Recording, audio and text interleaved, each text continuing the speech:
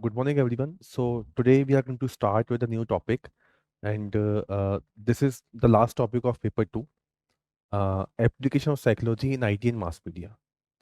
So we have seen that in recent time there is a abrupt rise in the field of social media, IT, virtual reality, artificial intelligence, deepfake videos, etc. Okay, so how can a psychologist play his or her important role towards this particular field? This is we are going to explore into this particular chapter. And as you know that with the rise of technology, with the rise of media, print media, digital media, and rising emerging technologies also, there is a lot of stress among the individuals. Basically, in the category of adolescent or youngsters, okay, you can see a rise in stress also. Okay, so behavioral stress is there, cognitive stress is there, emotional stress is there, physical stress is there. Okay, so there was a report recently. I hope you have read our magazine also. So this article is given in the magazine also. So there is a report by Status of Mind report. Okay, it is a publication. So they have given one data that rising use of Instagram and Facebook are responsible for rising cases of depression. Okay, now why? Because when we use a lot of social media, when we use it like beyond a certain limit, then there are a lot of negative impact of these social media platforms on the individuals. Okay, for example, like there is a one compare and despair attitude. Whenever you watch anything, like you are watching your friends going on a vacation and you are preparing for UPSC, then you will compare yourself with them. It will lead to lower self confidence, lower self esteem. Okay, so this is a negative impact. Okay, in the same way, when you keep on watching something on social media for a longer period of time, then you need it lead to increase in the anxiety, it lead to increase in the arousal level. Okay, so emotional problem is also there. Okay, in the same way, like you are interacting a lot on social media platform, on Facebook, on Instagram, then you are losing contact with the people in reality. Okay, so social interaction is becoming very less these days. It is also known as social anhedonia.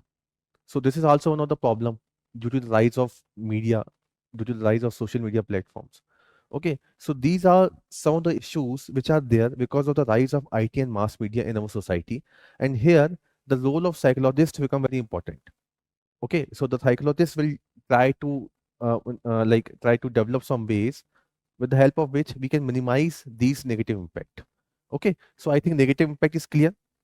Okay techno stress is there physical issues is there okay neck pain दर्द होने लगता है body में body एक बैठ के एक ही जगह पे देखे जा रहे हैं emotional arousal behavioural social anomia social withdrawal okay you are interacting less with the society with the social people with your group reality में आप देखेंगे ना in today's time like a student of 11th or 12th class or like they begin to use mobile, they begin to use laptop. Okay, not 11th and 12th, before that also. Okay, so they are not interacting with the people, the current generation. They have less friend if you compare them with yourself. Okay, we must be having good circle of friend because we interact with them, okay, physically. But there is no physical interaction these days. Everything is happening on social media, on Instagram, on Facebook. Okay, so there is less interaction with the people, less number of friend. Okay, they are not so much socialized these days. Okay, so this is your behavioral impact. Cognitive impact is also there.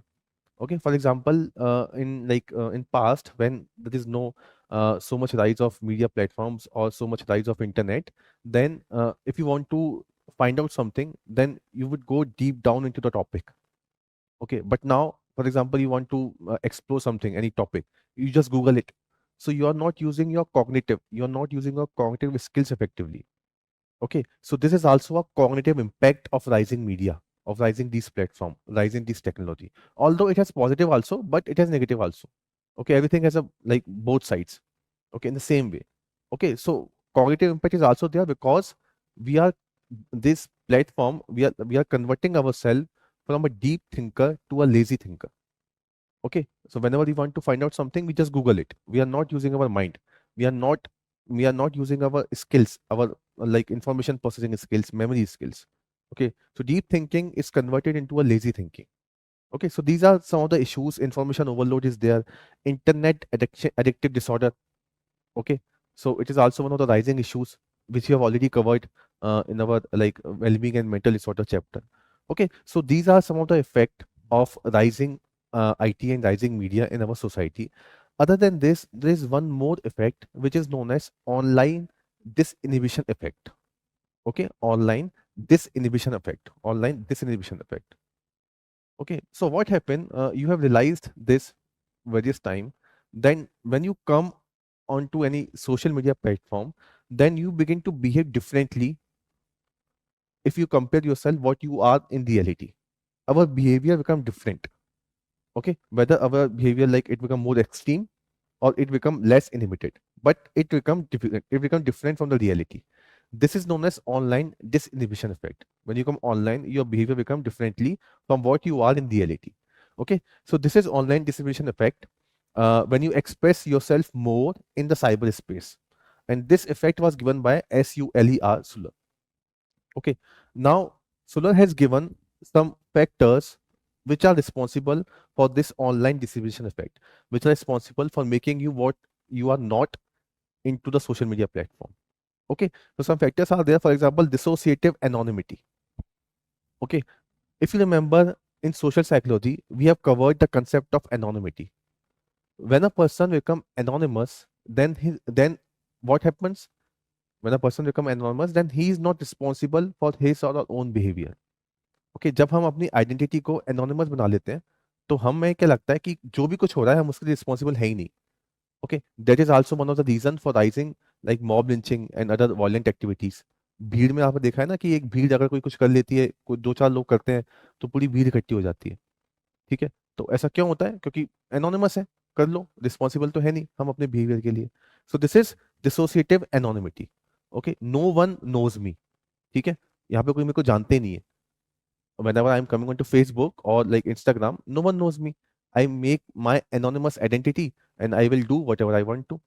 ठीक है, वहां पर तो कोई कोई जानता भी नहीं है. In the same way, invisibility is there. So dissociative anonymity, you don't know me. Invisibility, you can't see me. आप देख भी नहीं सकते. ठीक है, okay, so you can take like you can talk about any, you can talk on any public forum, okay, or any channel, or like you can comment everywhere. There is no one who is watching you. There is no one who is supervising you. Okay, ठीक है, so you can make anonymous identity और आप कहीं पर भी comment कर सकते हैं, कहीं पे भी कुछ कर सकते हैं. Okay, so this is also one of the reason. In the same way, asynchronity is there. Okay, ठीक है, असिंक्रोनस मींस आपने देखा होगा कई बार कि आपने किसी को, आप बात कर रहे हैं ऑनलाइन, आपने एक लंबा सा मैसेज लिख दिया और आप फिर ऑफलाइन चले गए. ठीक है, तो ऐसा भी होता है ना. Okay, so what is happening, you just write it down like emotional message and then just you log out as per your wish. आपने उसको रिप्लाई नहीं देखा. ठीक है, तो इससे क्या होता है, this is also like your your catharsis हो रहा है आपका. आपको जो इमोशनल अपीवल है वो आप निकाल रहे हो, you releasing it. This is asynchronity. ठीक है, ये आपके आपका होता है, असिंक्रोनिटी होता है. Okay, so due to these factors we are using more these social media platform. Okay, क्योंकि हम कैथारसिस कर सकते हैं, हम इनविजिबल है, हमें डर नहीं है किसी चीज का, तो हमारा वहां पर बिहेवियर कुछ और हो जाता है, डिफरेंट हो जाता है from the reality. Okay, next is solipsistic introjection. And the last one is dissociative imagination. ठीक है, so these are also some of the term. For example, in solipsistic introjection, what happen when you go into the social media, then you begin to feel that there is no rule over here. यहाँ पे तो कोई rule ही नहीं है. ठीक है, जैसे reality में रूल होते हैं ना, कोई बात करने के, कुछ कहने के, तो यहाँ पे तो कोई नियम कायदे है ही नहीं है, तो हम जो चाहे हम कर सकते हैं. Okay, there is no police who is watching me, who is supervising me right now. Okay, so there is no one watching me, so I can do whatever I want. In the same way, dissociative imagination. ठीक है, अच्छा, सोलिपिस्टिक interjection में ये भी होता है कि आपको कुछ सुनाई भी नहीं देता कि वो क्या है सामने वाला. आप, ऐसा होता है ना कि हम जब बात करते हैं लोगों से, तो हम अपने माइंड में ही सोच लेते हैं कि ये कुछ बोल रहा होगा. ठीक है, या फिर इसकी कुछ ऐसे कैरेक्टरिस्टिक्स होंगे, ऐसे फीचर्स होंगे, अपने माइंड में ही हम अपना एक उसका सामने वाले को लेकर अपने एक पॉइंट ऑफ व्यू बना लेते हैं. ठीक है, सो दिस इज सोलिपिस्टिक इंटरजेक्शन. ठीक है, हमने इंट्रोजेक्ट कर दिया उसकी पर्सनैलिटी को. The last one is dissociative imagination. Again dissociative imagination means, for example, you are something else in reality and you are making yourself something other person into the virtual world. This is dissociative imagination. ठीक है, तो आपने अपना जो self है उसको ही different बना दिया, उसको ही वर्चुअल सेल्फ बना दिया. And this is also responsible for dissociative identity disorder. ठीक है, ये डीआईडी के लिए रिस्पॉन्सिबल होता है. Okay, so these are some of the factors which are responsible for the rise of disinhibition, or which are responsible for your rising use of social media. Okay, or to be more specific, online disinhibition effect, where you begin to behave differently, like you behave in the reality. Okay, so due to these reasons, the role of psychologists in the field of IT and mass media become very important. ठीक है, इन सब reason की वजह से media में psychologist का role बहुत important हो जाता है, और इसी वजह से एक हमारी ब्रांच निकल के आती है which is known as media psychology. Okay, so the first person who talk about the concept of media psychology was Rutledge. Okay, इन्होंने बताया कि हमें मीडिया साइकोलॉजी का यूज करना चाहिए लोगों को इंफॉर्मेशन प्रोसेसिंग, इंफॉर्मेशन फैलाने के लिए, बताने के लिए कि आप कैसे इसको अच्छी तरीके से यूज कर सकते हो.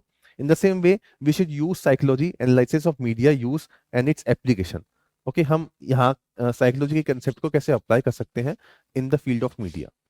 ओके, तो यहाँ से मीडिया साइकोलॉजी एक ब्रांच को हम पढ़ना शुरू करते हैं, और मीडिया साइकोलॉजी का बहुत इंपॉर्टेंट रोल निकल के आता है, लाइक इन ट्रेडिशनल मीडिया. जो हमारी ट्रेडिशनल मीडिया है, ट्रेडिशनल मीडिया हमारी क्या हो गई, जैसे कि हमारे टीवी हो गए, रेडियो हो गया. ओके, डिजिटल मीडिया में भी इनका बहुत इंपॉर्टेंट रोल निकल के आएगा. ठीक है, इंस्टाग्राम, फेसबुक जो भी हम देखते हैं. और जो इमर्जिंग मीडिया है अभी के टाइम पर जो इमर्ज हो रही है, for example artificial intelligence, virtual reality, okay, deep fake videos, this is emerging technology, emerging media. Okay, तो यहाँ पर इनका जो है बहुत इंपॉर्टेंट रोल निकल कर आता है. ठीक है, तो मीडिया साइकोलॉजिस्ट क्या करेंगे, they will try to understand the behaviour of the individual, that how they are changing when they are coming onto social media. Okay, or if someone is very much addictive to social media, then what psychological measures can be adopted to rehabilitate them.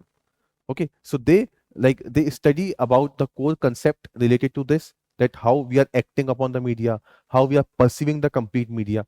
Okay, what are the impact of these traditional digital and emerging technologies on our on our personality.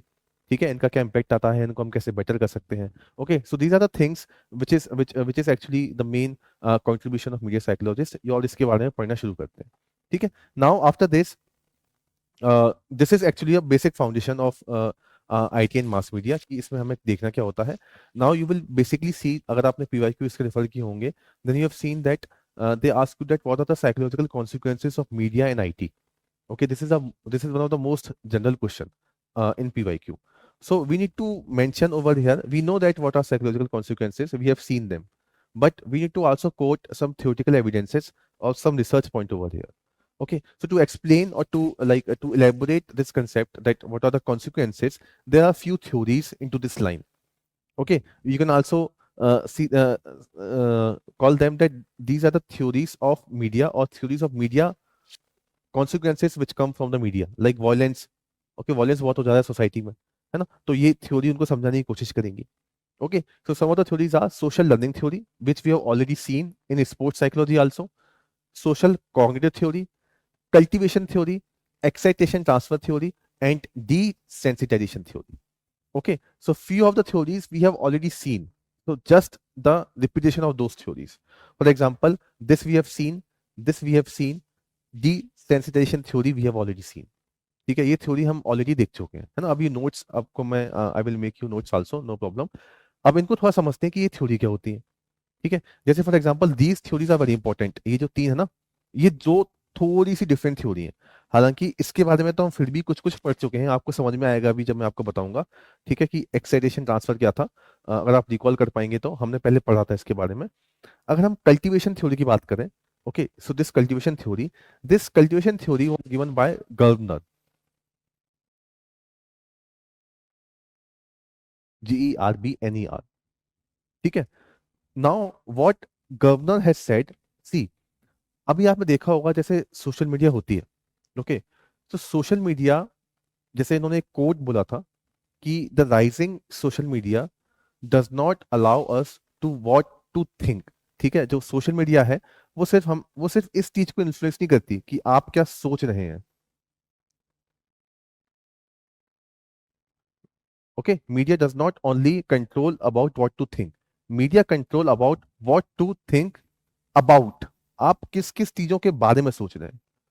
ठीक है, सिर्फ इतना नहीं कि क्या सोच रहे हैं, किन किन चीजों के बारे में सोच रहे हैं, इतना मीडिया का कंट्रोल हो चुका है हमारी सोसाइटी के ऊपर। ठीक है, अब इन्होंने क्या बताया विद द हेल्प ऑफ इस कल्टीवेशन हाइपोथेसिस कि जब हम ज्यादा मीडिया से एक्सपोज करते हैं अपने आप को, तो हम अपने रियल वर्ल्ड को एक अलग तरीके से देखना शुरू कर देते हैं। Okay, this is the main concept of cultivation theory, which was given by Gardner. Okay, so you know that in social media, like in print media, in movies, सब कुछ आप इसमें कंबाइन कर दीजिए, मैक्सिमम वही चीजें दिखाई जाती हैं जो रियलिटी में नहीं होती हैं। ठीक है, तभी तो हमें उनको पाने का मन करता है। ओके, तो बॉलीवुड में आप मूवीज देखो, it can not be possible in reality, that is why वो हमको बहुत फैसिनेटिंग लगती हैं। ठीक है, क्योंकि रियलिटी में तो होती नहीं है ना। ओके, तो रियलिटी वाली मूवीज कितनी चलती हैं, नहीं चल पाती ना ज्यादा, जो रियल लाइफ में बेस्ड होती हैं। वही मूवीज ज्यादा चलती हैं जो रियलिटी में होना पॉसिबल नहीं है। ओके, तो गार्डनर क्या बोलते हैं, जब कोई भी इंडिविजुअल सोशल मीडिया से कंटिन्यूअस एक्सपोज होता है, तो वो अपने रियल वर्ल्ड को भी वैसा ही सोचना शुरू कर देता है जैसा वो टीवी में देख रहा है। ओके, इस वजह से टीवी का बहुत ज्यादा इम्पैक्ट होता है। Okay, now why it is happening? The reason given by Gardner is very simple. Okay, what happened? See, we humans are raised by listening to different stories. हमने बचपन से स्टोरी सुनी है। ठीक है, हमने स्टोरी सुनी है हमारे खुद के एग्जिस्टेंस की। ओके, हमारे हमने स्टोरी सुनी है कि ह्यूमन कैसे इवॉल्व हुए। हमने हमारी हिस्ट्री के बारे में, क्या स्टोरी तो है।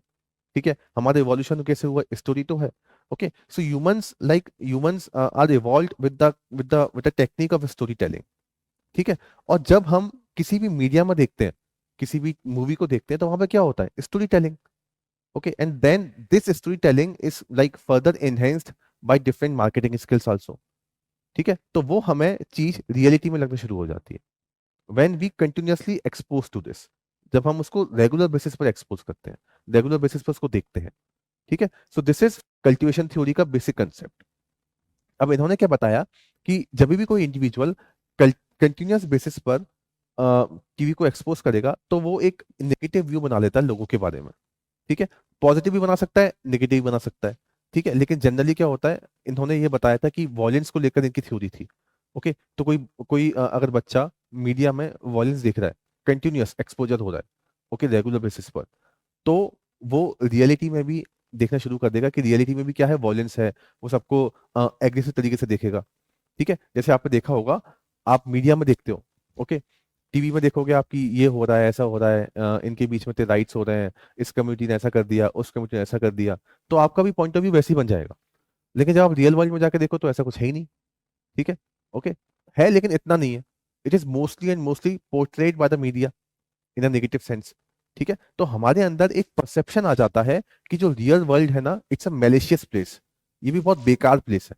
अगर आप कंटिन्यूअस मीडिया देखते रहते हो और कंटिन्यूअस मीडिया में भी वॉयलेंस देखते रहते हो, कंटिन्यूअस उससे आप एक्सपोज करते रहते हो, तो आपके अंदर एक सिंड्रोम जनरेट हो जाता है कि this whole world is a very malicious place, ये सारी जगह ही बहुत बेकार है।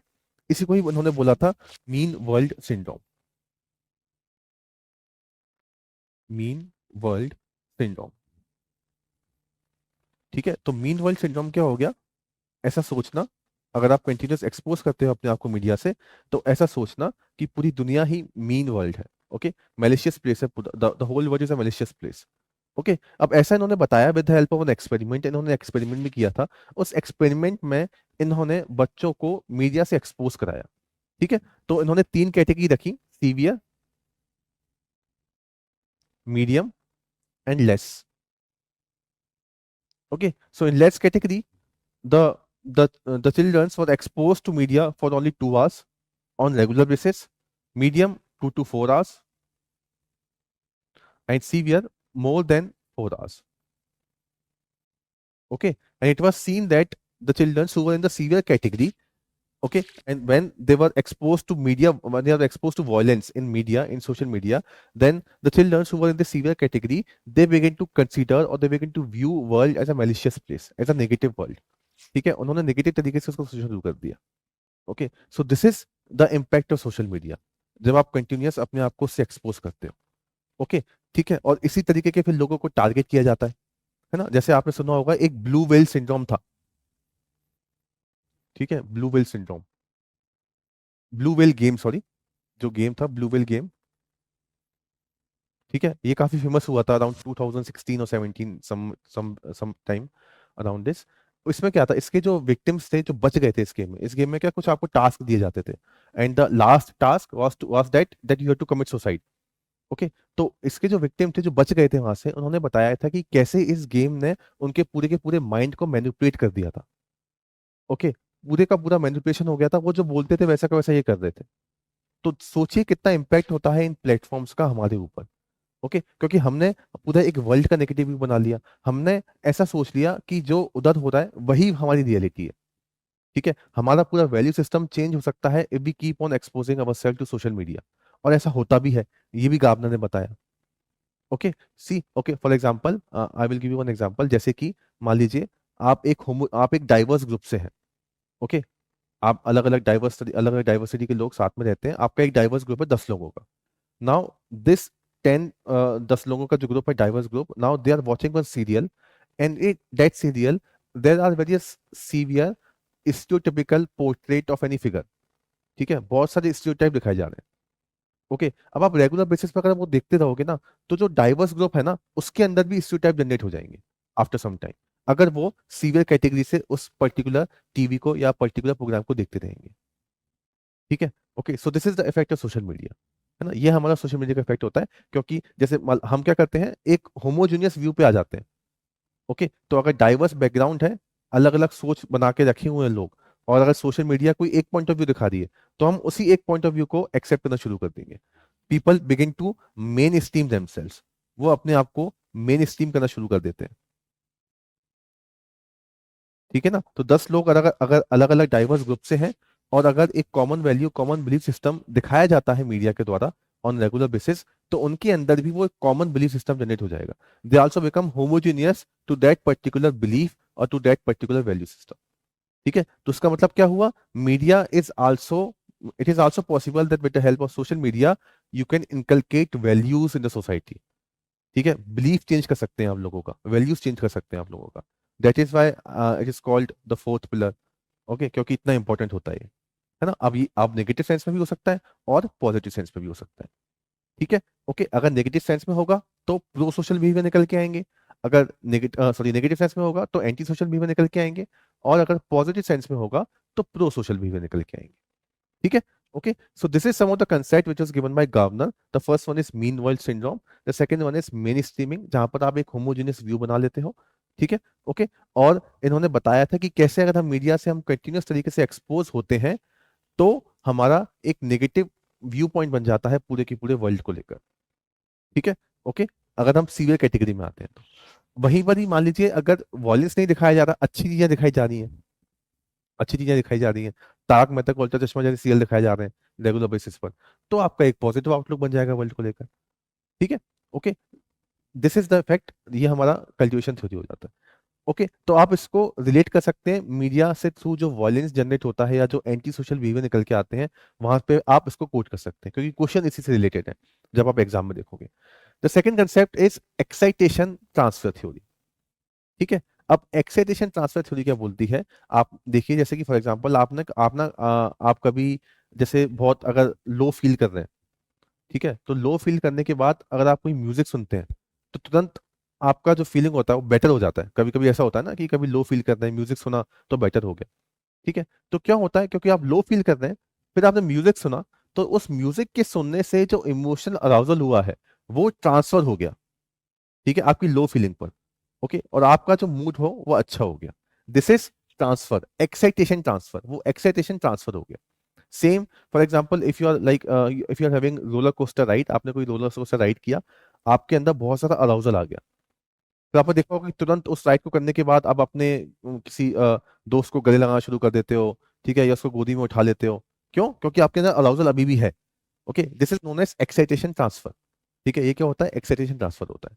Okay, same, we can like relate it with the concept of violence which is generated with the help of media और एंटी सोशल बिहेवियर जो बाद में निकल के आ जाते हैं, तो उसमें भी क्या होता है, एक्साइटेशन ट्रांसफर होता है। जैसे मान लीजिए आप फॉर एग्जांपल आप कोई भी S1 कोई भी स्टिमुलस है, उससे आपका सामना होता है S1, you are like evoked with any kind of stimulus S1.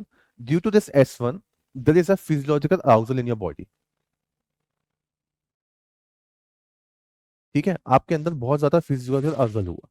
अब जब ये S1 स्टिमुलस चला गया, उसके बाद भी कुछ अराउजल आपकी बॉडी में रह जाता है, which is known as left और ओवरड्यू अराउजल। ठीक है, overdue arousal. And after this just you are exposed to another stimulus S2. Okay, then this due to this S2 due to another event again आपकी body में कोई arousal होगा। जैसे मान लीजिए ये A अराउजल है, इसके कारण फिर A1 होगा, but overdue arousal is also there, so this overdue arousal will get added into this A1। ठीक है, ये इसमें ऐड हो जाएगा। ठीक है, ये एक्साइटेशन इसमें ऐड हो जाएगा। ठीक है, और फिर आप और ज्यादा आपका सीवियर अराउजल हो जाएगा।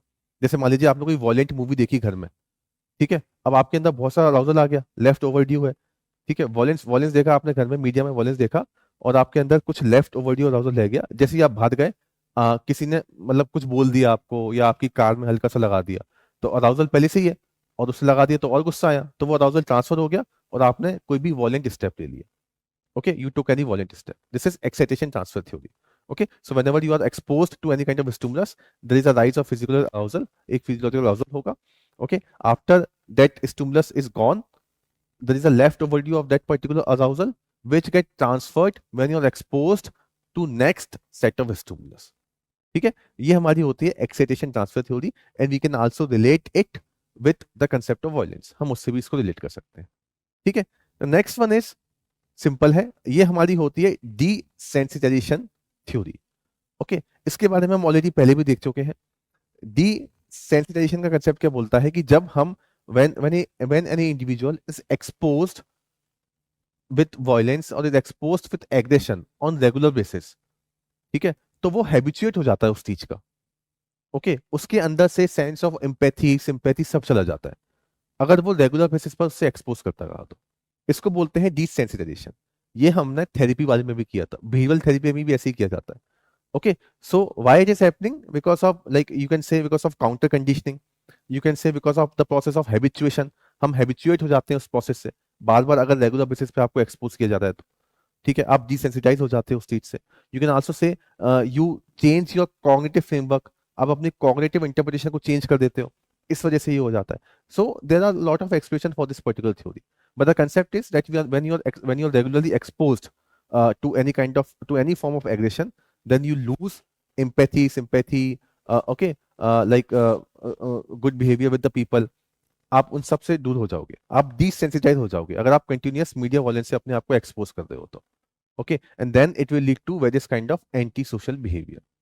Okay, so with the help of these some theories we can say that why any individual by after evoking through social media they indulge themselves in antisocial behavior।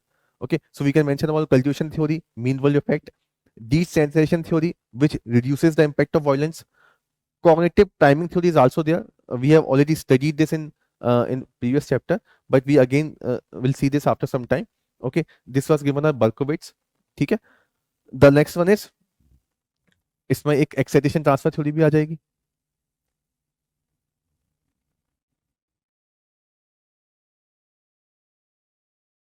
ठीक है, समवॉट रिलेटेड ही होती है cognitive प्लेमिंग theory और excitation transfer theory. ये मैंने आपको sports terrorism psychology में हमने पढ़ा था, वही कंसेप्ट है, तो इस वजह से इसको यहाँ पर रिपीट नहीं करेंगे, सेम कंसेप्ट है कॉग्निटिव प्लेमिंग का भी। ओके, इसके अलावा कुछ और स्टडीज भी की गई हैं, अगर आप इसको मेंशन करना चाहे तो ये भी कर सकते हैं। ओके, अब आपने एंटी सोशल बिहेवियर बताया, तो प्रो सोशल बिहेवियर भी होगा ना, आपको दोनों पॉइंट लिखने पड़ेंगे। Okay, so you know anti social behaviour, you have some evidences for that, you have some theories for that, but you should have some evidences for pro-social behavior, pro-social behavior also।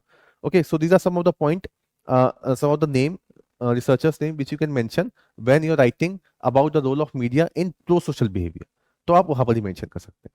ठीक है, okay, तो इसको अभी हम elaborate करते हैं कि ये क्या थे। ओके, तो इससे क्या होगा, देखो आपको प्रो सोशल बिहेवियर का पता चल गया, सोशल इंटरेक्शन बढ़ेगा, डाइवर्सिटी आप बढ़ा सकते हो, है ना, कि अगर आप प्रो सोशल टेलीविजन शोज दिखाते हो टीवी के अंदर, तो उन सबसे सोशल इंटरेक्शन बढ़ता है, एक्सेप्टेंस बढ़ता है।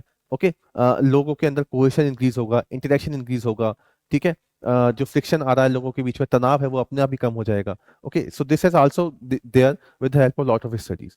ओके, ठीक है। तो यहाँ पे देखो पीवाईक्यू देखिए, ये I have noted some like 4 to 5 PYQ over here, but इससे ज्यादा भी है। All question are somewhat related to this concept also. Okay, relationship between information technology, mass media and psychological consequences. ठीक है, उसके क्या क्या साइकोलॉजिकल कॉन्सिक्वेंसेस हो सकते हैं उनके बारे में। ठीक है, same by which television viewing affect aggression. ठीक है, तो एग्रेशन में मैंने आपको बता दिया, आप उनको कोट कर सकते हैं वाली थ्योरीज को। कॉन्सिक्वेंसेस में आप क्या करेंगे, वही distribution effect, techno stress, physical, emotional, behavioural, cognitive. You can divide them into a lot of dimensions. आप एक एक दो दो पॉइंट सबके बारे में लिख सकते हैं। How mass media contribute to acquisition and learning aggressive and violent behaviour.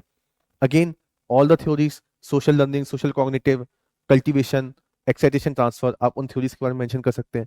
Impact of media on adolescent behaviour, same. ठीक है, मैंने आपको बताया इंटरनेट एडिक्शन क्यों हो रहा है। ठीक है, इल इफेक्ट क्या क्या होंगे, सेम इल इफेक्ट को आप एलेबोरेट कर सकते हैं, है ना। So this question can easily be tackled by understanding these basic concept.